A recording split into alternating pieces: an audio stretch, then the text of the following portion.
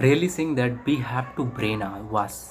And when you brainwash yourself from the all of the things that you are listening from the years to years, that you are not capable to do that, you have this limit and you have to go there and you have to follow that process. Now these all the things that we are continuously each and every single day are listening, that's not work in the real life.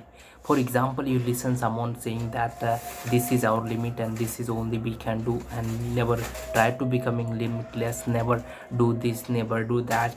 And to listening all of these things going to impact our subconscious mind, and when our subconscious mind is not working, we never going to capable to achieve and find out our true potential. So you have to brainwash your mind for the positivity, you have to brainwash your mind to getting things done, and you have to brainwash your mind to getting things happen.